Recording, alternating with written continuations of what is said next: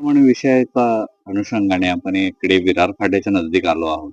आपण इकडे बघू शकता की मोठ्या प्रमाणावर इकडे अवैध बांधकाम चालू आहे. मी जसं की भूमाफी हा शब्द वापरला, हा काही खोटा नाहीये.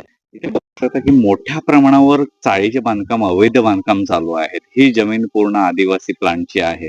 या जमिनीवर जसं की घरं बांधतात. त्याच्यानंतर पोलीस प्रशासन किंवा नगरपालिका कारवाई करतं.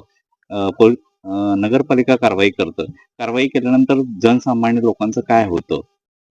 जसं की आपण पाठीमागे पण बघितलं की 41 बिल्डिंग तुटल्या. ज्या बिल्डिंग तुटू शकतात, तर ही बांधकामं जी अनधिकृत बांधकामं आहेत चाळीविषयी, हे का का तुटू शकत नाहीत? जसं की नगरपालिका काय झोपी गेली का? जसं की मला पालिकेचे महापौर किंवा जे आयुक्त आहेत त्यांना हे निदर्शनास आणून द्यायचं आहे की मोठ्या प्रमाणावर वसई विरारमध्ये अवैध निर्माण चालू आहे. हा एरिया आहे विरार फाट्याच्या नजदीकच आहे. आरटीओ ऑफिसच्या बाजूला लगत हा एरिया आहे. याच्यामध्ये मोठ्या प्रमाणावर अवैध बांधकाम चालू आहे. याविषयी कारवाई कधी होणार?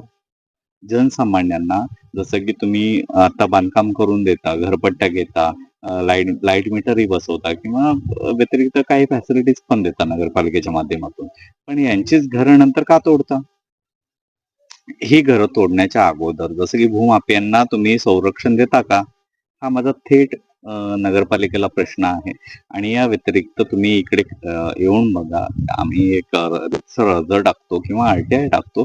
या जागेचा मालक कोण आहे? आम्हाला समजल्या माहितीनुसार ही पूर्ण जमीन ही सरकारची जमीन आहे, आदिवासी जमीन आहे, आदिवासी प्लॅन्ट आहे, वन विभागाच्या जमिनी आहेत. आपण याच्या पाठीमागे बघू शकता डोंगर किती मोठ्या प्रमाणावर आहे. या डोंगराच्या बरोबर तोडकाम करून, अवैधप्रमाणे भरणी करून हे बांधकाम भूमाफिया बांधकाम करतात. तोपर्यंत आपण काय करत आहात? जसं की तुमचे नगरसेवक आहेत किंवा इथले स्थानिक नगरसेवक आहेत. या बाबतीत त्यांना समज नसेल का? की पूर्ण हा सगळा भ्रष्टाचारच चालू आहे. हे कुठेतरी वसई विरारमध्ये थांबलं पाहिजे. वसई विरार ही हरित वसई म्हणून त्याची नामांकन आहे, नामांकित आहे. त्याचा तुम्ही कुठेतरी लिलाव मांडलाय असा आमच्या माध्यमातून आम्ही तुम्हाला प्रश्न विचारतो, की तुम्हाला हेच प्रकार करायचे आहेत का? की जसं की तुम्ही 41 बिल्डिंग तोडल्या, तसे हे पण या गोरगरिबांना तुम्ही रस्त्यावर आणणार का? हा खूप मोठा प्रश्न आहे.